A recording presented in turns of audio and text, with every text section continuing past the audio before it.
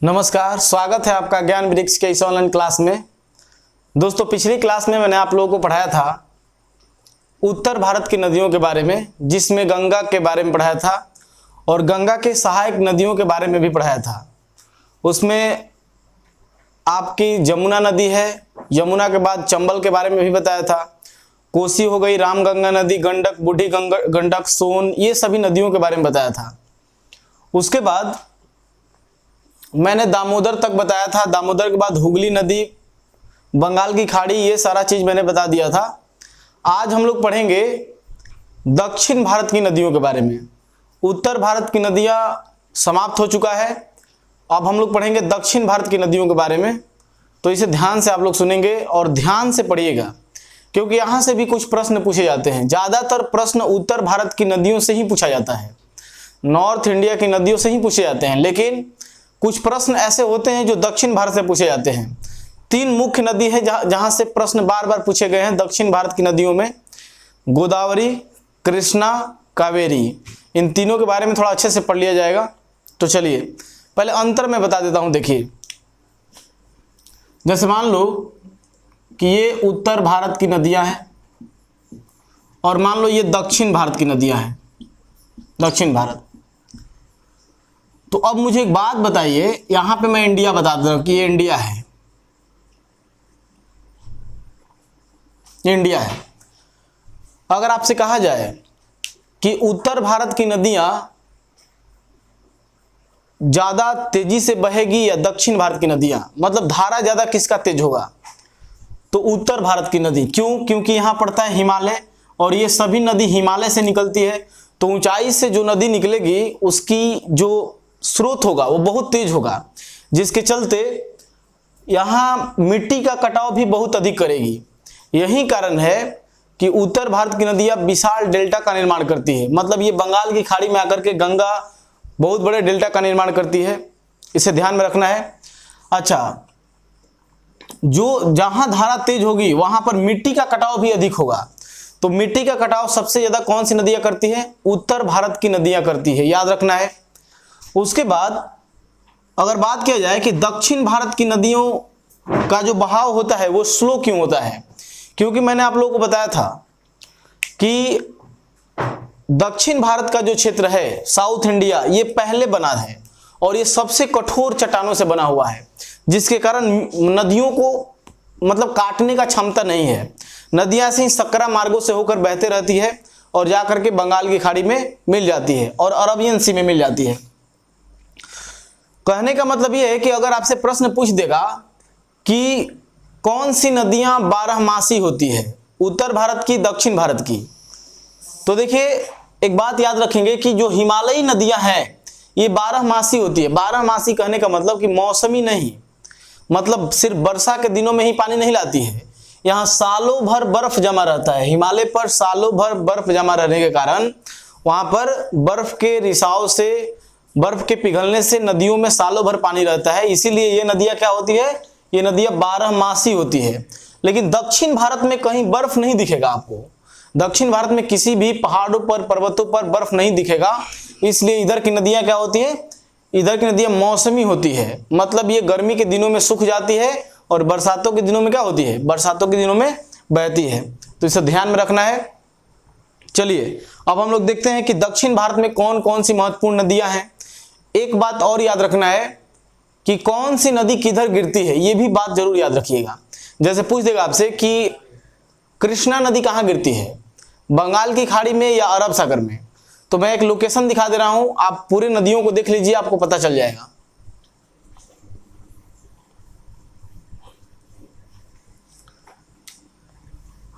देखिए हमारा जो टॉपिक है वो है रिवर ऑफ साउथ इंडिया, दक्षिण भारत की नदियां।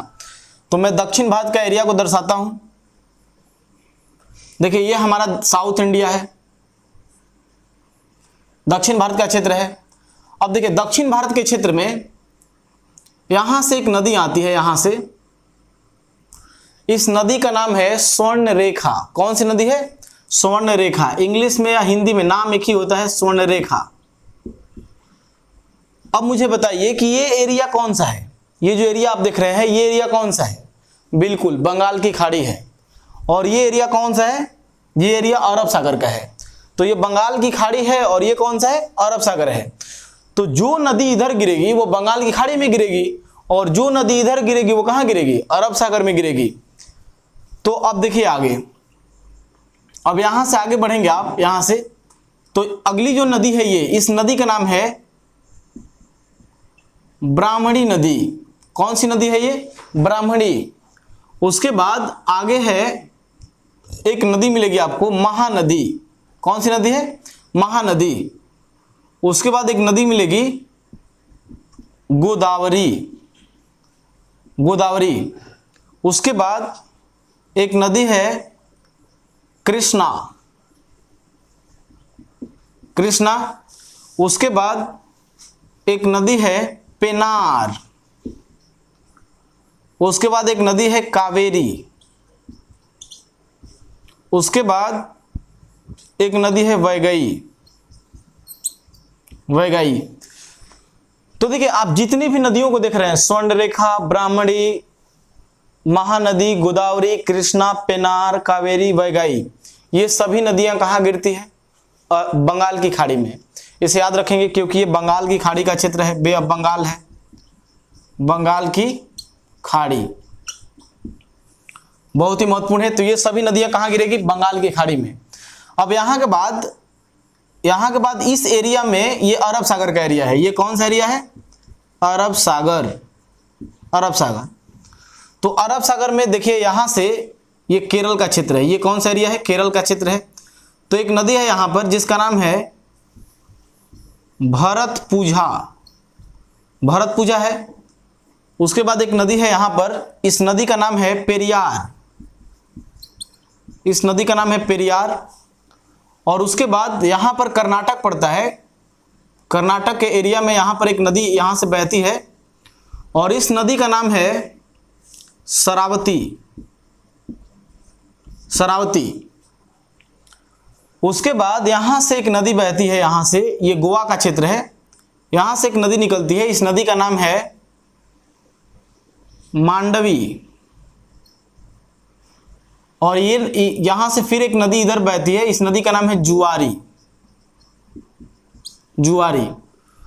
अब देखिए ये जितनी भी नदियों का आप देख रहे हैं, जैसे जुआरी, मांडवी, शरावती, पेरियार, भरतपुझा, ये सभी नदियां कहाँ बहती है भाई, कहाँ गिरती है ये, तो अरब सागर में गिरती है।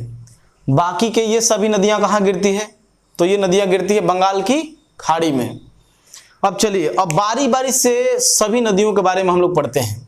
जो नदियां मुख्य हैं उनके बारे में थोड़ा डिटेल्स में पढ़ेंगे, जो नदियां इंपॉर्टेंट नहीं है उनको हम वैसे ज़्यादा नहीं पढ़ेंगे, थोड़ा बहुत जान लेंगे उनके बारे में जो प्रश्न पूछे जाते हैं। सबसे पहले देखिए स्वर्णरेखा नदी, ये सभी आपकी दक्षिण भारत की नदियां हैं। दामोदर भी दक्षिण भारत की नदी है, याद रखिएगा। ये सभी नदियां क्या है, दक्षिण भारत की नदियां हैं, इंडियन पेनिनसुलर रिवर। तो सबसे पहली नदी देखते हैं स्वर्णरेखा। सारी नदियों की लंबाई भी नहीं याद रखना है, याद रखिएगा, सिर्फ लंबाई आपको महानदी, गोदावरी, कृष्णा का याद रखना है।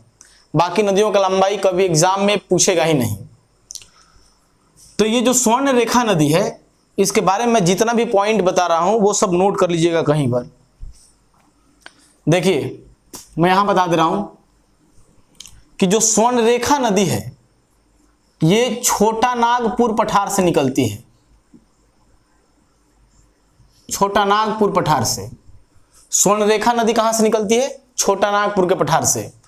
और ये छोटा नागपुर से पठार से निकल करके झारखंड, उड़ीसा होते हुए बंगाल की खाड़ी में गिर जाती है और उड़ीसा के नजदीक में, मतलब उड़ीसा में ही अपना डेल्टा का निर्माण करती है। याद रखिएगा कि उड़ीसा में एक डेल्टा का निर्माण करती है जिसे स्वर्णरेखा डेल्टा के नाम से जाना जाता है। तो वहां पर ये जाकर के गिर जाती है। अच्छा, ये एक ऐसी नदी है, स्वर्णरेखा एक ऐसी नदी है मतलब जिस पर जमशेदपुर शहर बसा हुआ है, जो कि एक इंडस्ट्रियल, आप लोग जानते होंगे जमशेदपुर, जमशेद जी टाटा के द्वारा वहां पर टाटा टिस्को का स्थापना भी किया गया था।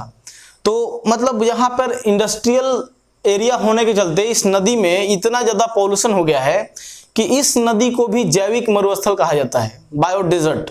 देखने में सिर्फ पानी है, बाकी उसमें कोई भी जीव जीवित नहीं है, तो इसे ध्यान में रखना है। अच्छा, ये ऐसी नदी है जो स्वतंत्र रूप में बहती है, इसमें कोई भी नदी आकर मिलती नहीं है। सीधे ये नदी निकलती है छोटानागपुर पठार से और जाकर के सीधे बंगाल की खाड़ी में गिरती है, और इसमें कोई भी इसकी ट्रिब्यूटरीज नहीं है, सहायक नदी नहीं है। तो इसे याद रखना है, स्वर्ण रेखा एक स्वतंत्र रूप में बंगाल की खाड़ी में गिरने वाली नदी है। ये प्रश्न एग्जाम में पूछा गया है कि निम्नलिखित में से कौन सी नदी स्वतंत्र रूप में बंगाल की खाड़ी में गिरती है। तो आंसर क्या हो जाएगा यहाँ पर, स्वर्ण रेखा। इतनी बातें अगर आप स्वर्ण रेखा के बारे में जानते हैं तो आपसे एग्जाम में प्रश्न नहीं छूटेगा। आगे बढ़ते हैं।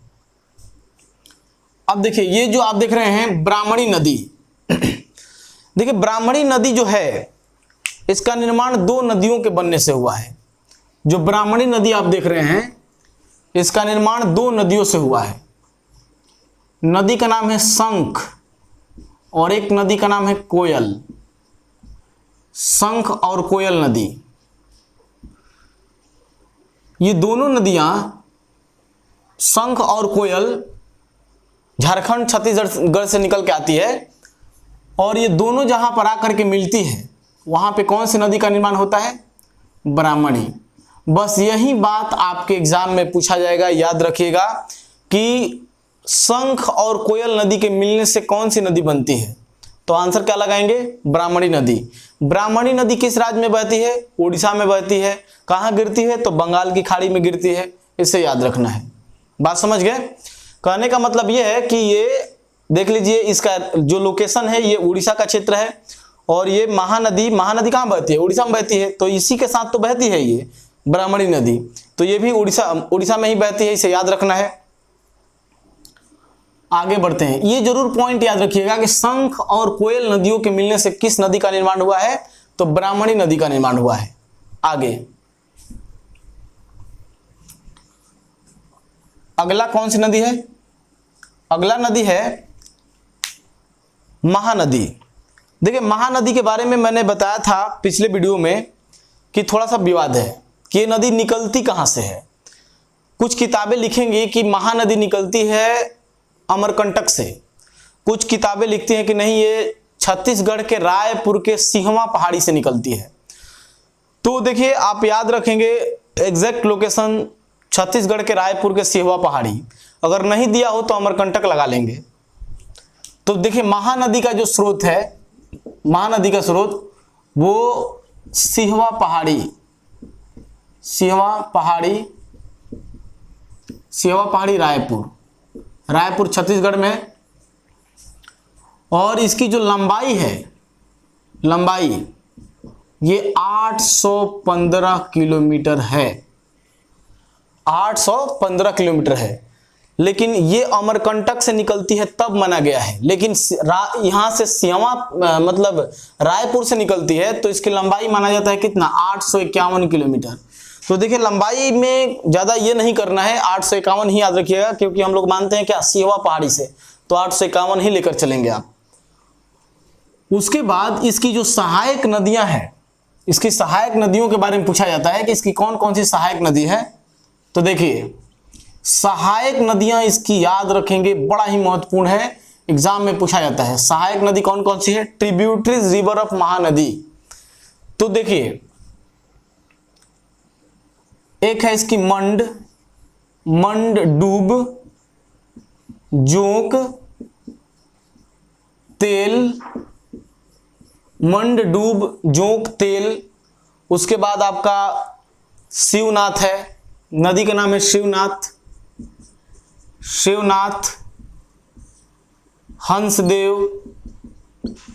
हंसदेव। तो देखिए ये सब आप थोड़ा सा ध्यान में रखिएगा, इसको रटना नहीं होता है, बस एक दो बार देख लीजिएगा, पता चल जाता है कि किसकी सहायक नदी हो सकती है। ऑप्शन में पूछा जाता है ऐसे कि निम्नलिखित में से कौन सी नदी महानदी की सहायक नहीं है। तो पहले ये याद रखेंगे तब ना कि कौन सी नदी है। तो आप याद रखिएगा कि सहायक नदी है मंड, डूब, जोंक, तेल, शिवनाथ, हंसदेव। ये सभी किसकी सहायक नदियां हैं, ये सभी महानदी की सहायक नदी है। अच्छा, एक बांध बनाया गया है महानदी पर, उसका नाम जानते होंगे आप लोग, हीराकुंड बांध। मैं डैम पढ़ाऊंगा तो अच्छे से बताऊंगा, अभी सुन लीजिए थोड़ा सा कि महानदी पर एक बांध बनाया गया है, उसका नाम क्या है, हीराकुंड बांध। भारत का सबसे लंबा बांध है, 4800 मीटर लंबा है वो। तो वो जो बांध है वो पूरे भारत सहित एशिया का सबसे लंबा बांध है। तो किस नदी पर बनाया गया है? तो इस महानदी पर ही बनाया गया है। आगे तो इन 3 नदियों को पढ़ लिए हैं, तो इन 3 नदियों को मैं मिटा देता हूं।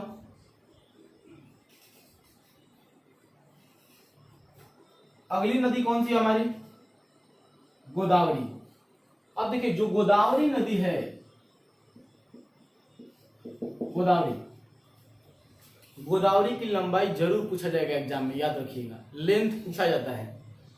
गोदावरी का लेंथ याद रखेंगे, लंबाई है 1465 किलोमीटर। इसे याद रखना है, जो इंपोर्टेंट है मैं बता दे रहा हूं कि इसे याद रखना है। गोदावरी की लंबाई कितनी है? 1465 किलोमीटर। और ये मतलब ये जो नदी आप देख रहे हैं गोदावरी, ये पूरे दक्षिण भारत जितनी भी ये नदियां देख रहे हैं इन सभी नदियों में सबसे लंबी है। मतलब कि दक्षिण भारत की सबसे लंबी नदी कहे, चाहे प्रायद्वीपीय भारत की सबसे लंबी नदी गोदावरी होगी। तो याद रखेंगे कि दक्षिण भारत की सबसे लंबी नदी है, दक्षिण भारत की सबसे लंबी नदी। यानी कि दक्षिण भारत का है चाहे प्रायद्वीपीय भारत का है, साउथ इंडिया या पेनिनसुलर इंडिया, तो वही होगा। सबसे लंबी नदी कौन सी होगी? गोदावरी ही होगी, गोदावरी। इसे बूढ़ी गंगा भी कहा जाता है। गोदावरी को क्या कहा जाता है? गोदावरी को बूढ़ी गंगा भी कहा जाता है, ओल्ड गंगा के नाम से जाना जाता है। तो याद रखेंगे, बहुत ही महत्वपूर्ण है। गोदावरी को क्या कहा जाता है? ओल्ड गंगा भी कहा जाता है, याद रखना है। अच्छा, अब देखिए भारत में सबसे लंबी नदी कौन सी है? भारत की सबसे लंबी नदी कौन सी है? गंगा, 2525 किलोमीटर। भारत की सबसे लंबी नदी कौन सी है? गंगा, 2525 किलोमीटर। लेकिन पूरे भारत की दूसरी सबसे लंबी नदी कौन सी है? तो गोदावरी, याद रखिएगा। क्योंकि 1465 किलोमीटर के बाद किसी नदी का लंबाई देखें क्या? नहीं। भारत की दूसरी सबसे लंबी नदी है ये, और दक्षिण भारत की सबसे लंबी नदी है, इसे ध्यान में रखना है। अब इसकी सहायक नदियां कौन कौन सी है, उसका स्रोत कौन सा है? देखिए इसका स्रोत जो है इस नदी का स्रोत मतलब सोर्स, ओरिजिन, सेंटर, कहां से निकलती है ये? तो देखिए जो हमारी ये नदी है गोदावरी, ये निकलती है त्रयंबक पहाड़ी या त्रयंबकेश्वर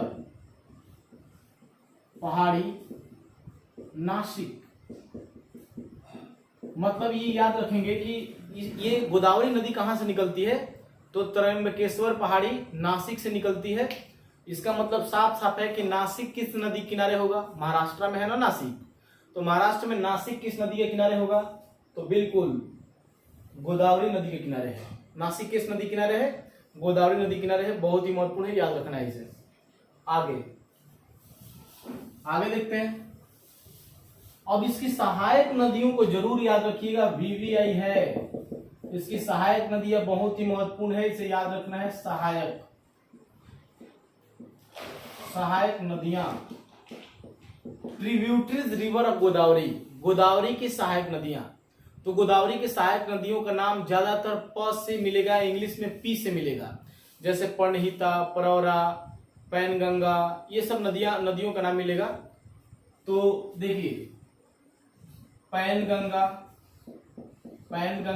नाम है, इंग्लिश में भी लिख दे रहा हूं, पैनगंगा। उसके बाद वैनगंगा,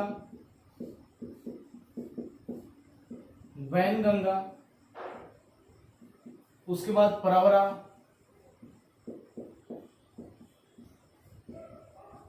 उसके बाद प्रणहिता,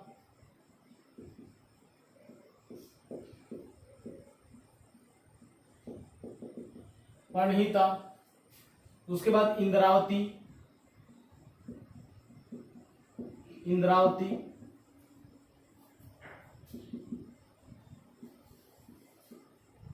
उसके बाद मंजीरा,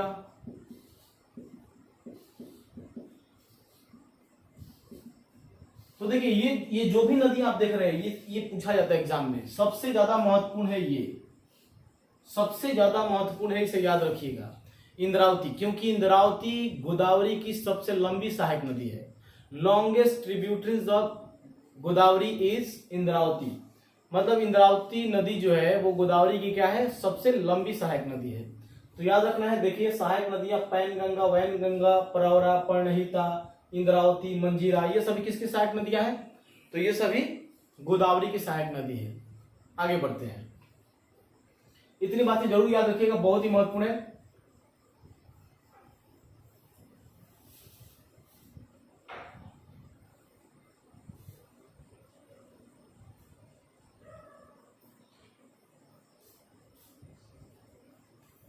गोदावरी नदी भी कहां गिरेगी? बंगाल की खाड़ी में। गोदावरी डेल्टा भी बनाती है, याद रखिए गोदावरी डेल्टा बनाती है।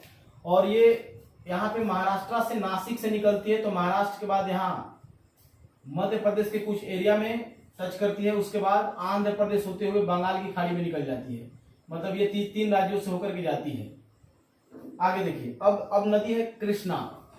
तो अब पढ़ते हैं कृष्णा के बारे में। कृष्णा रिवर, सबसे पहले कृष्णा की लंबाई कितनी है? तो याद रखेंगे 1400 किलोमीटर। लेंथ कितना है? लेंथ कितना है भाई? लंबाई 1400 किलोमीटर कृष्णा। इसका मतलब कि 1465 किलोमीटर किसकी लंबाई थी? गोदावरी की। तो वो दक्षिण भारत की सबसे लंबी नदी थी और पूरे भारत की दूसरी सबसे लंबी नदी थी। लेकिन इसकी लंबाई है 1400 किलोमीटर। इसका मतलब यह है कि कृष्णा नदी दक्षिण भारत की दूसरी सबसे लंबी नदी है और पूरे भारत की तीसरी सबसे लंबी नदी है। बात समझ गए? आगे बढ़ते हैं, कंफ्यूज नहीं होना है, क्योंकि एग्जाम निकालना है तो इतना तो करना ही पड़ेगा कि दक्षिण भारत की दूसरी और भारत की तीसरी कौन सी नदी है, लंबी नदी है। से एग्जाम में पूछ देगा, तबीयत खराब, भागना पड़ेगा एग्जाम छोड़ के। आगे देखिए, कृष्णा नदी की जो लंबाई है वो कितना है? 1400 किलोमीटर है। इसका स्रोत क्या है? कहां से निकलती है कृष्णा नदी? तो देखिए कृष्णा नदी कहां से निकलती है? ये निकलती है महाबलेश्वर की पहाड़ी से, महाराष्ट्र में। तो ये महाबलेश्वर की चोटी से निकलती है। महाबलेश्वर महाराष्ट्र में, इसे याद रखिएगा, बहुत ही महत्वपूर्ण है। इसका स्रोत कई बार पूछा गया है, वीवीआई है, इसे याद रखिएगा कि कृष्णा नदी कहां से निकलती है? तो महाबलेश्वर, महाराष्ट्र से ही निकलती है ये। और उसके बाद महाराष्ट्र के बाद सीधे कर्नाटक के बाद आंध्र प्रदेश में इंटर करती है, उसके बाद बंगाल की खाड़ी में गिर जाती है। तो इसे याद रखना है, बहुत ही महत्वपूर्ण है। अब देखिए, इसकी मेन बात ये पूछी जाती है कि दक्षिण भारत की कौन सी ऐसी नदी है जिसमें हीरे पाए जाते हैं, डायमंड? दक्षिण भारत की कौन सी ऐसी नदी है जिसमें हीरे पाए जाते हैं? कृष्णा नदी। कृष्णा और गोदावरी, यहां से कृष्णा है और यहां से गोदावरी थी, तो बीच का जो इन लोगों का क्षेत्र है ना, ये बड़ा ही मतलब उपजाऊ क्षेत्र है, मतलब डेल्टा क्षेत्र है ना। तो यहां पर एक तो अन्न भंडार के मामले में, अन्न के मामले में बड़ा उपजाऊ क्षेत्र है, और यहां पर खनिज संपदा भी पाया गया है, मिनरल्स भी बहुत ज्यादा मात्रा में। यहां पर जो केजी बेसिन है, कृष्णा गोदावरी का बेसिन, इसमें पेट्रोलियम भी पाया गया है, बहुत ज्यादा मात्रा में यहां पे पेट्रोलियम मिला है। अब इसकी सहायक नदियां भी याद रखेंगे। सहायक कहने का मतलब ट्रिब्यूटरी रिवर। तो देखिए इसकी सहायक नदी है पंचगंगा,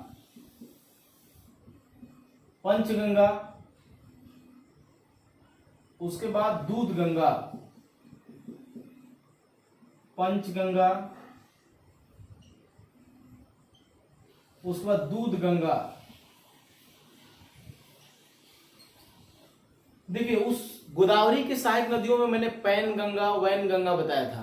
कृष्णा में मैं क्या बता रहा हूं? पंचगंगा, दूधगंगा। अब इससे मतलब बहुत ज्यादा गंगा आ गया तो क्या करेंगे हम? एक लिंक बता दे रहा हूं, याद रखिएगा। देखिए ये कृष्णा की सहायक नदी है। किसकी सहायक नदी है? कृष्णा की। पंचगंगा, दूधगंगा। कृष्ण जी गाय चराते थे। कृष्ण जी क्या चराते थे? गाय। तो कृष्ण जी ने गाय को एक पंच मारा तो दूध देने लगी, याद रखेंगे। मतलब पंचगंगा और दूधगंगा किसकी सहायक नदी है? कृष्णा की सहायक नदी है। तो ऐसे याद रखना है, याद रहेगा। और बाकी का जो गंगा आएगा वो गोदावरी की है। पंचगंगा दूधगंगा किसकी है? कृष्णा की है। बात समझ गए? अब देखिए, पंचगंगा दूधगंगा घाट प्रभा, घाट प्रभा, माल प्रभा, उसके बाद मूसी, मूसी नदी जिसके किनारे हैदराबाद है। अगर आपसे कभी प्रश्न पूछ देगा कि हैदराबाद किस नदी के किनारे है, तो मूसी नदी के किनारे। तो ये उसके बाद हो जाएगी मूसी, मूसी के बाद आपका हो जाएगा पावना, पावना नदी। उसके बाद एक नदी है घाट प्रभा, माल प्रभा। इन 6 नदियों को याद रखेंगे, पंचगंगा दूधगंगा। एक नदी और है भीमा, का नाम याद रखेंगे, भीमा भी कभी कभी आ जाता है एग्जाम में, भीमा। देखिए भीमा, पावना, मूसी, मालप्रभा, घाट प्रभा, दूधगंगा, पंचगंगा, ये सभी किसकी सहायक नदियां हैं? तो ये सभी कृष्णा की सहायक नदी है, जो कि बहुत ही इंपॉर्टेंट है, बहुत महत्वपूर्ण है, इसे याद रखना है। आगे बढ़ते हैं, मिटा दे रहा हूं इसे।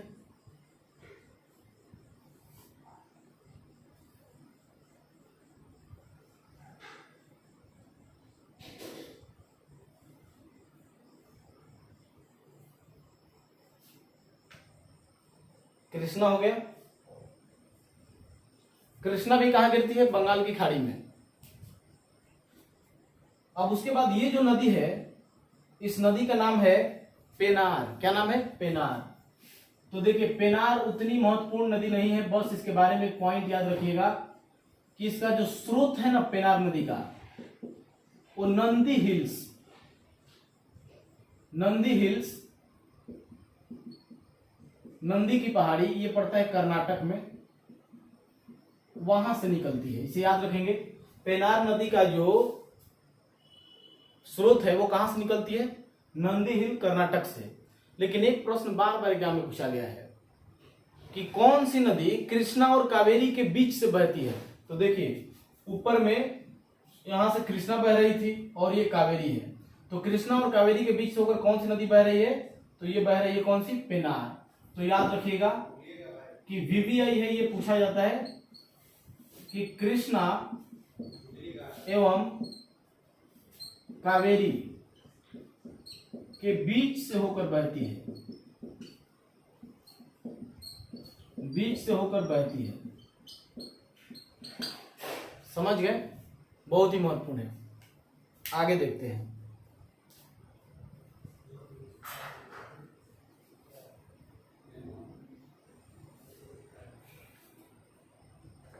अगला नदी कौन सी है? कावेरी। कावेरी थोड़ा सा इंपॉर्टेंट है, इसे याद रखेंगे। कावेरी, देखिए कावेरी की लंबाई एग्जाम में नहीं पूछा जाएगा, याद रखने का मन है 800 किलोमीटर याद रखेंगे। 700 ऐसे 90 करके हैं, लेकिन 800 याद रखेंगे आप। 800 किलोमीटर कावेरी की लंबाई कितनी है? 800 किलोमीटर। और ये जो कावेरी है, इससे दक्षिण भारत की गंगा भी कहा जाता है, याद रखिएगा। ये वीवीआई है, वीवीआई, दक्षिण भारत की गंगा। दक्षिण भारत की गंगा किसे कहा जाता है? कावेरी कहा जाता है। या आपसे पूछ देगा अर्ध गंगा, तो भी कावेरी मानेंगे आप। देखिए अभी मैंने कुछ देर पहले बताया था कि दक्षिण भारत की नदियां क्या होती है? 12मासी नहीं होती है, मौसमी होती है।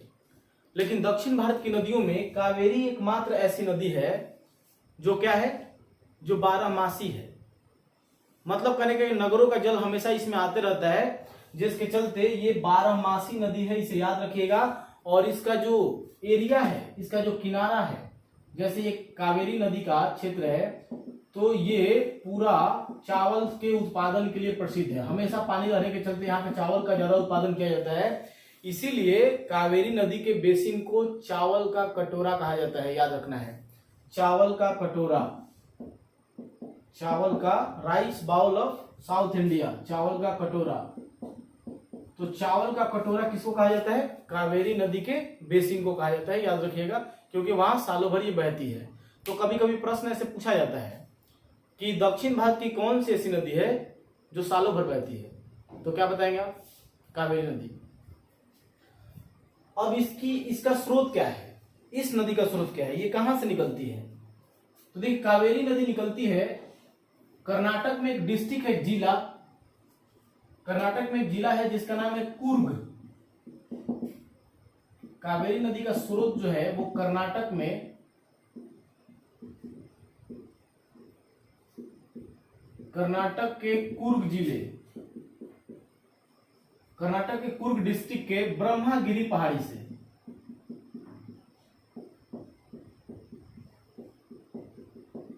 इसे याद रखना है। कावेरी नदी कहां से निकलती है? तो स्रोत है इसका कर्नाटक के कुर्ग जिले, मतलब ब्रह्मागिरी पहाड़ी से, यही स्रोत आपको याद रखिएगा। और इसकी भी सहायक नदियां महत्वपूर्ण है। एग्जाम निकालना है तो मैं बार बार कह रहा हूं कि ये पढ़ना ही पड़ेगा आपको, सहायक नदियां भी आपको पढ़ना पड़ेगा। पढ़ने का मतलब ये नहीं कि पढ़ते पढ़ते मर जाए, मतलब कहने का ये है कि आप इसको देखते रहिए, जैसे हर 15 दिन पे 10 दिन पे इसे देखते रहिए कि कौन कौन सी नदी सहायक नदी है, किसकी सहायक नदियां हैं। अब ये नहीं कि एक बार पढ़ लिए तो हम 1 साल के लिए भूल गए, तो एग्जाम में बनेगा भी नहीं आपसे। अब देखिए इसकी सहायक नदी जो है, सहायक कौन कौन सी नदियां हैं? ट्रिब्यूटरीज रिवर ऑफ कावेरी, तो इसकी है जैसे अमरावती, बहुत ही महत्वपूर्ण, इसे याद रखेंगे, ये वीवीआई है, ये क्वेश्चन बहुत बार पूछा गया है कि अमरावती किसकी सहायक नदी है, तो आंसर क्या लगाएंगे आप? अमरावती। इंग्लिश में नहीं लिख रहा हूं, नाम अपना एक ही होता है, हिंदी में हो या इंग्लिश में हो। अमरावती, अमरावती है, अर्कावती है, अर्कावती, हेमावती, हेमावती, उसके बाद है लक्ष्मण तीर्थ, लक्ष्मण तीर्थ नदी है, उसके बाद है सिमसा, सिमसा। तो देखिए इन दोनों को जरूर आप याद रखेंगे, इन दोनों को, ये बार बार एग्जाम में पूछा, अच्छा ये भी पूछा गया है। देखिए अमरावती, लक्ष्मण तीर्थ, सिमसा, इन ये तीनों बहुत बार आपको एग्जाम में मिलेंगे, कृपया करके इसे देख लेना है बढ़िया से। अब क्या कहें बार बार याद करने के लिए, आप समझ ही रहे होंगे कि याद करना है। अमरावती, अर्कावती, हेमावती, लक्ष्मण तीर्थ, सिमसा, ये सभी नदियां किसकी सहायक नदी है? तो ये सहायक नदी है कावेरी नदी की। जीएस में अगर कोई भी डाउट है तो धीरे से मैसेज कर देना है कि सर ये यहाँ पे कुछ प्रॉब्लम है। मुझे नहीं लगता है कि जिस तरह से मैं समझा देता हूं उसमें आपको कोई डाउट होती होगी, कहाँ कौन सा जोड़ घटाव गलत हुआ है इसमें, इसमें कौन सा, मतलब इसमें क्या करना है, तो इसमें तो डाउट होने का कोई संभावना नहीं है। तो आप अच्छे से समझिए, पढ़िए, एग्जाम निकालने से मतलब रखिए, बात समझ रहे हैं? चलिए, तो कावेरी के बारे में समझ गए। सहायक नदियां अमरावती, अर्कावती, हेमावती, लक्ष्मण तीर्थ, सिमसा, ये सभी नदियां हैं। उसके बाद एक नदी यहां पे आपको दिख रही है, वैगई। वैगई के बारे में थोड़ी सी देख लीजिए आप। ये जो नदी आप देख रहे हैं वैगई,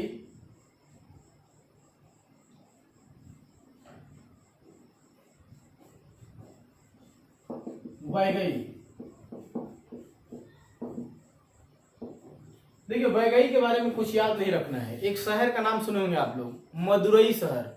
मीनाक्षी मंदिर कहाँ है? मदुरई, तमिलनाडु में। तो मदुरई शहर किस नदी के किनारे है?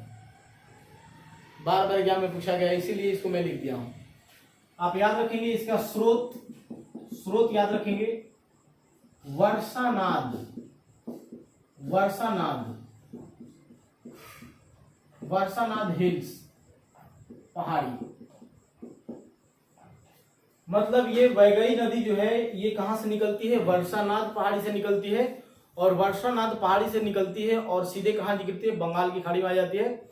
और उसके बाद यहां पर इसकी जो मतलब वीवीआई पॉइंट है वो याद रखेंगे, ये बहुत छोटी नदी है, तमिलनाडु के मतलब इस हिस्से से निकलती है। यहाँ पे अगर तमिलनाडु है तो तमिलनाडु के समझिए कि इस हिस्से से निकलती है, पश्चिमी हिस्से से, तो यहां से निकलती है, ये जाके मतलब ये जाके गिर जाती है। वीवीआई ये याद रखेंगे कि मदुरई शहर, मदुरई शहर वैगई नदी के किनारे स्थित है। वैगई शहर किस नदी के किनारे स्थित है? मदुरई शहर के किनारे स्थित है। सॉरी जो मदुरई शहर है वो किस नदी के किनारे स्थित है? तो वैगई नदी के किनारे स्थित है। इस पॉइंट को याद रखिएगा। अब देखिए, अब तो मैंने इन सारी नदियों को पढ़ा दिया जो नदियां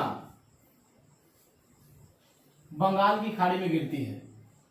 अगर इतना बात अगर आप पढ़ गए तो आपको अब कुछ पढ़ने की जरूरत नहीं है। अब देखिए, अब ये सभी नदियां कहाँ गिरती है? अरब सागर में। ये सभी नदियां कहाँ गिरती है? अरब सागर में। इसका मतलब ये सभी नदियां पश्चिमी घाट से निकलती होंगी, पश्चिमी घाट पर्वत से निकलती होंगी, तभी तो। क्योंकि देखिए, भारत का ढलान जो है ना, ढाल इधर है, इस तरीके से है, तो सभी नदियां इधर गिरती है। लेकिन जो पर्वत के उस तरफ से निकलती है वो अरब सागर में गिरती है। तो देखिए, भरतपुजा और पेरियार, ऐसे प्रश्न पूछा जाता है कि पेरियार नदी किस राज्य में बहती है?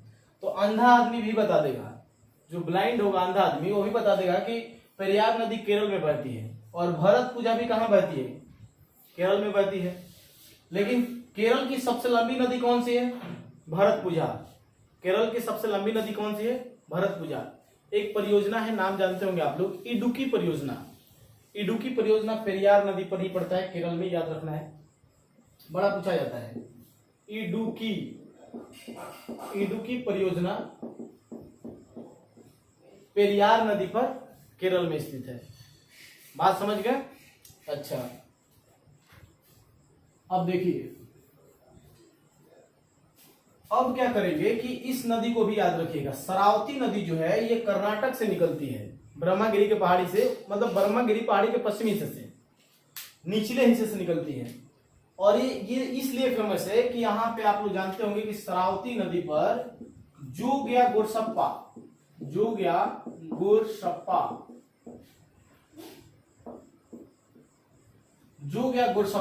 इसे जोग के नाम से जाना जाता है।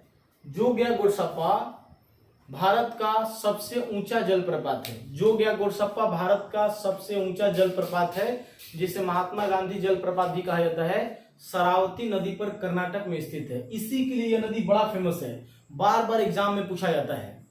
नहाने धुलाने के लिए फेमस नहीं होना चाहिए नदी, बस एग्जाम के लिए होना चाहिए। हम एग्जाम निकालने से मतलब है।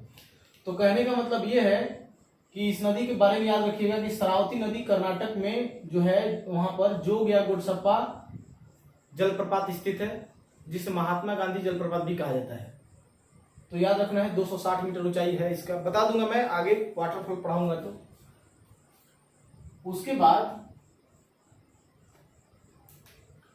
ये जो मांडवी नदी है, मांडवी और जुआरी, ये दोनों नदी कहां बहती है? गोवा में। दोनों नदी कहां बहती है? गोवा में। और दोनों की दोनों कहां आकर के गिरती है? तो अरब सागर में आकर गिरती है। तो इसे ध्यान में रखेंगे, ये बहुत ही महत्वपूर्ण है कि जुआरी और मांडवी ये दोनों नदी कहां बहती है? गोवा में। गोवा का जो राजधानी है वो कहां है? पणजी। गोवा की राजधानी कहां है? पणजी। तो पणजी किस नदी के किनारे है? तो ये याद रखिएगा, पणजी मांडवी नदी के किनारे स्थित है। और गोवा में एक वाटरफॉल है जिसका नाम है दूध सागर जलप्रपात। दूध सागर वाटरफॉल मांडवी नदी पर है। बस इतनी बातें अगर आप याद रखते हैं, इतनी बातें आप जानते हैं, तो आप एक बहुत अच्छे जानकार हैं। आपसे कोई भी परीक्षा छूटेगा नहीं। वनडे एग्जाम कोई भी निकाल लीजिएगा। मेंस परीक्षा में थोड़ा सा लिखना होता है तो उसे डिटेल्स में पढ़ना होगा। बात समझ रहे हैं? क्योंकि उसके लिए थोड़ा सा सेल्फ स्टडी करना होता है। जैसे आप पीसीएस का मेंस लिखने जा रहे हैं तो उसमें 200-250 शब्द में आपको लिखना होता है, तो वहां पे आपका सेल्फ स्टडी ज्यादा काम करता है। बाकी कोई भी एग्जाम यहाँ से निकाल सकते हैं। अगर इतना आप जानते हैं तो आप बहुत अच्छे जानकार हैं। तो ठीक है, यहां तक था हमारा रिवर सिस्टम के बारे में। रिवर जितनी भी थी वो मैंने पढ़ा दिया। नॉर्थ इंडिया के नदियों के बारे में पढ़ा दिया, साउथ इंडिया के नदियों के बारे में पढ़ा दिया। तो यहां पर हमारा खत्म हो गया रिवर सिस्टम। अब हम लोग अगले टॉपिक पर बढ़ते हैं।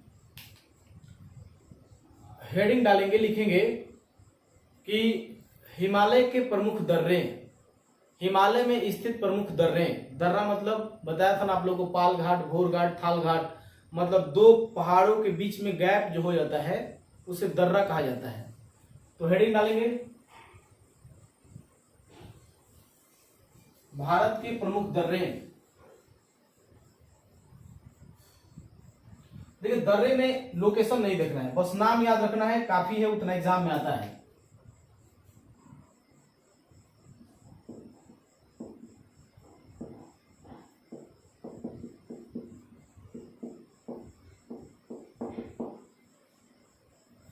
पासेज इन हिमालय, इंग्लिश में बोलते हैं इसे पासेज इन हिमालय, मतलब कि हिमालय में दर्रे। दर्रे क्या होते हैं देखिए, जैसे ये पूरा हिमालय है, तो ये हिमालय को आर पार करने वाली कोई ना कोई नदी भी तो होगी या अपने से कटा होगा, तो यहां से कट गया, तो ये जो जगह हुआ है आर पार जाने वाला, यहां से इस तरफ जाने वाला, तो इसे बोल देंगे दर्रा।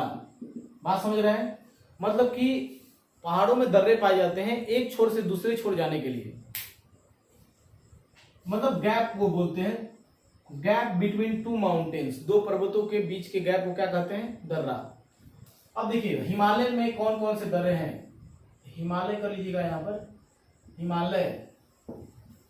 चलिए देखिए, सबसे पहले हम लिखेंगे जम्मू कश्मीर में कौन कौन से दर्रे हैं। जम्मू कश्मीर में जो दर्रे होंगे उन्हें थोड़ा बहुत देख लेंगे, याद कर लेंगे, क्योंकि वो एग्जाम में पूछे जाते हैं, इंपॉर्टेंट है। तो चलिए सबसे पहले जम्मू कश्मीर के दर्रे,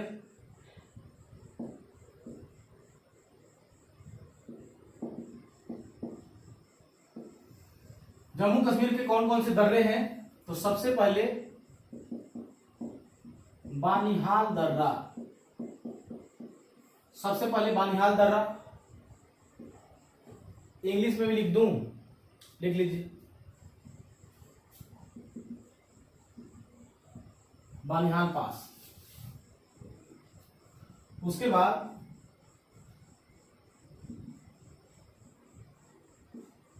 गुरजिल दर्रा, गुरजिल पास। उसके बाद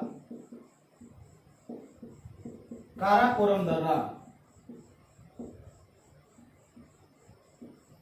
काराकोरम पास।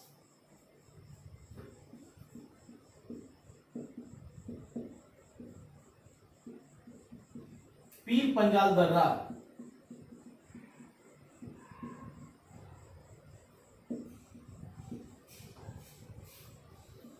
उसके बाद है जोजिला दर्रा,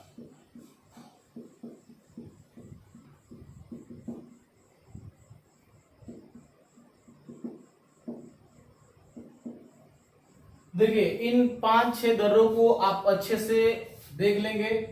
देखिए प्रैक्टिस से जितना करेंगे उतना ज्यादा क्लियर होगा।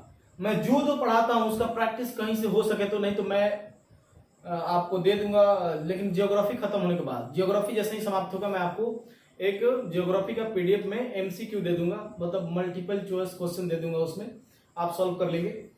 तो बानिहाल दर्रा, बानिहाल दर्रा कहाँ है? जम्मू कश्मीर में है। गुरजिल दर्रा भी जम्मू कश्मीर में है। काराकोरम दर्रा भी जम्मू कश्मीर में है। पीर पंजाल दर्रा भी कहाँ है? जम्मू कश्मीर में है। जोजिला दर्रा भी कहाँ है? जम्मू कश्मीर में है। इसमें एक दो दर्रे एग्जाम में बड़ा पूछे जाते हैं, जैसे एग्जाम में पूछा जाता है कि भारत का सबसे ऊंचा दर्रा कौन सा है, तो याद रखेंगे काराकोरम। भारत में सबसे ऊंचाई पर स्थित दर्रा या भारत का सबसे ऊंचा दर्रा कौन सा है, तो सबसे ऊंचा दर्रा कौन सा है? काराकोरम दर्रा। ध्यान में रखना, इसे बहुत ही महत्वपूर्ण है। अच्छा, उसके बाद ये हो गया काराकोरम। अब एक बात और पूछा जाता है कि लेह से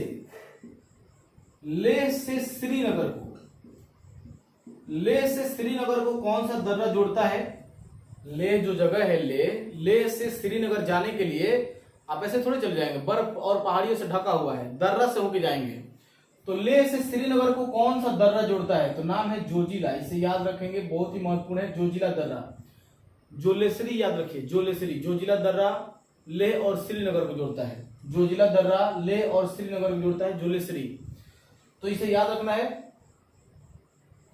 उसके बाद कभी कभी पूछा जाता है कि जो जवाहर सुरंग, अभी तो मतलब वो भारत का सबसे लंबी सुरंग नहीं है, एक और सुरंग बनी है जम्मू कश्मीर में, 9.20 किलोमीटर लंबी है, नाम मैं भूल रहा हूं, अभी कभी बता दूंगा मैं।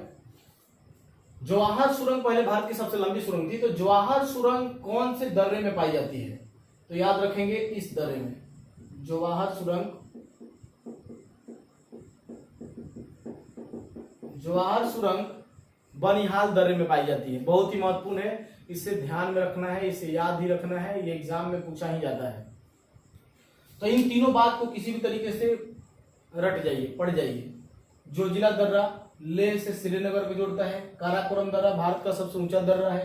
बनिहाल दर्रा में क्या है, ज्वार सुरंग है, तो इसे याद रखना है। और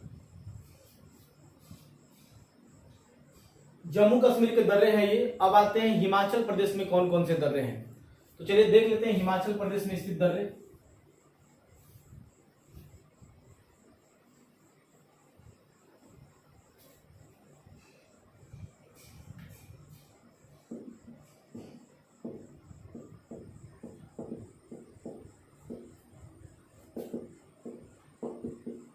पासेज इन हिमाचल प्रदेश, तो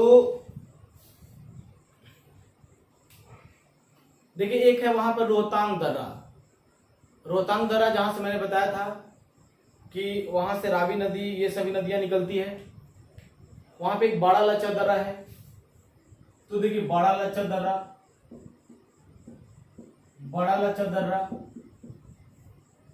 रोहतांग दर्रा, और एक है सिपकिला दर्रा।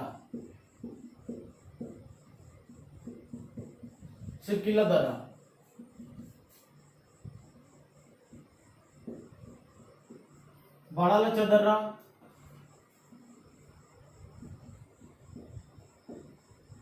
रोहतांग पास, और ये सिपकिला दर्रा। बस इन तीनों को याद रखिए, इससे ज्यादा नहीं आएगा हिमाचल प्रदेश के दर्रों के बारे में। याद रखना है बड़ा लच्चा दर्रा, अरे देखो ऐसे याद रखना है, BRS, बैंक, रेलवे, SSC, ये तीनों कहां पाए जाते हैं, हिमाचल प्रदेश में। B से बड़ा लच्चा दर्रा, R से रोहतांग दर्रा, S से सिपकिला दर्रा, बैंक, रेलवे, SSC, याद रखना है ऐसे। बड़ा लच्चा, रोहतांग और ये कौन सा है, एस सिपकिला दर्रा, ये सभी कहां है, हिमाचल प्रदेश में है। आगे बढ़ते हैं।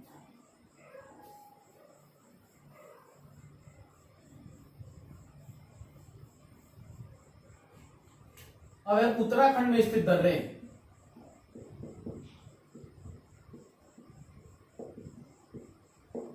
उत्तराखंड के दर्रे, तो उत्तराखंड के दर्रे कौन कौन से हैं दोस्तों, उत्तराखंड के दर्रे कौन कौन से हैं, तो देखिए उत्तराखंड के जो दर्रे हैं ये है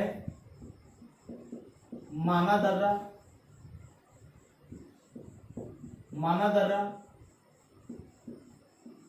नीति दर्रा, लिपुलेख दर्रा। तो ये भी 3 दर्रे अगर आप याद रखते हैं जो उत्तराखंड में है, मन्ना दर्रा, मन्ना पास, नीति पास, लिपुलेख पास, तो ये आपको मतलब एग्जाम में 1 नंबर दिला देंगे। देखिए LMN लगातार आता है ना ABCD में, ABCD अगर आप पढ़ेंगे तो उसमें आएगा L, उसके बाद M, उसके बाद N, तो ये तीनों देख लीजिए, इसमें L M N। कहने का मतलब ये है कि LMN कहाँ है, मतलब लिपुलेख, उसके बाद माना दर्रा, नीति दर्रा, ये सभी कहां पड़ते हैं, उत्तराखंड में, यूके में। तो इसे याद रखिएगा, बहुत ही महत्वपूर्ण है। आगे बढ़ते हैं।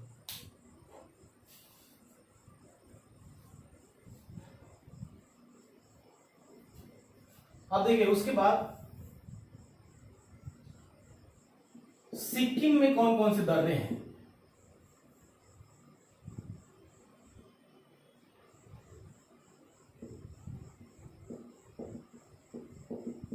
सिक्किम में कौन कौन से दर्रे स्थित हैं, तो देखिए सिक्किम में कौन कौन से दर्रे हैं, जैसे आपका जोजिला दर्रा है,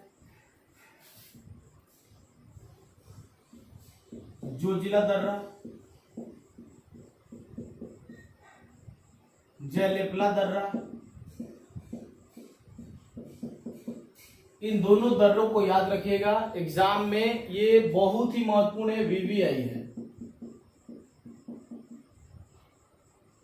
सॉरी, यहां पे मैंने मिस्टेक कर दिया, नाम है उसका नाथुला दर्रा। जो जिला मैंने लिख दिया है वो जम्मू कश्मीर में है। ये नाथुला दर्रा है,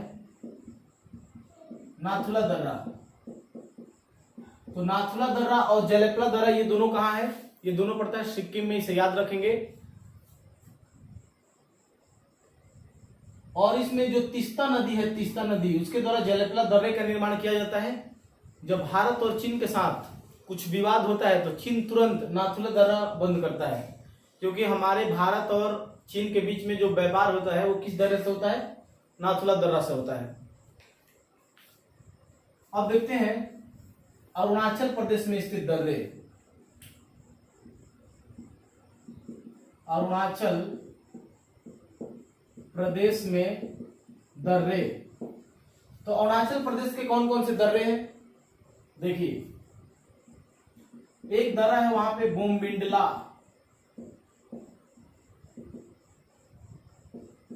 बोमबिंडला। उसके बाद एक है दिफू दर्रा, दिफू दर्रा, दिफू पास। उसके बाद एक दर्रा है यांगयाप दर्रा।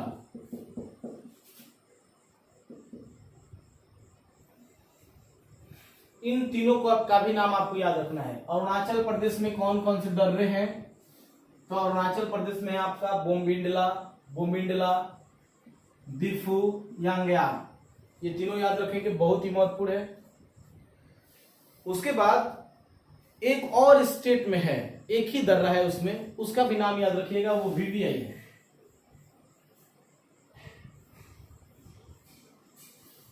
देखिए वीवीआई है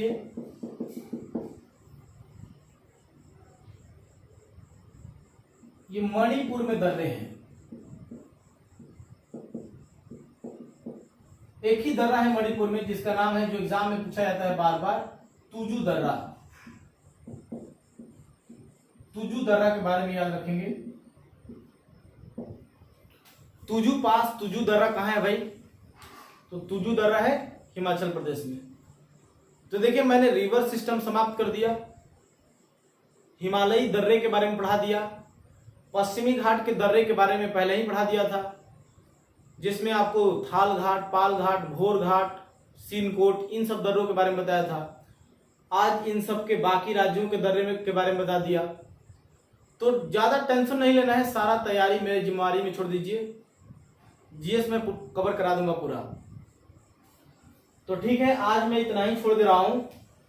अगले क्लास में हम लोग मिलेंगे प्रोजेक्ट को लेकर के, मतलब कि multipurpose project of India, Bharat के बहुउद्देशीय परियोजना।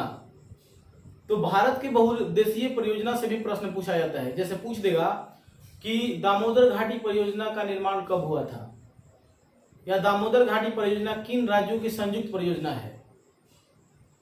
तो जानकारी रहेगी तभी तो सॉल्व करेंगे। तो आज मैं इतना ही छोड़ दे रहा हूं, मिलते हैं नेक्स्ट वीडियो में, तब तक के लिए बाय।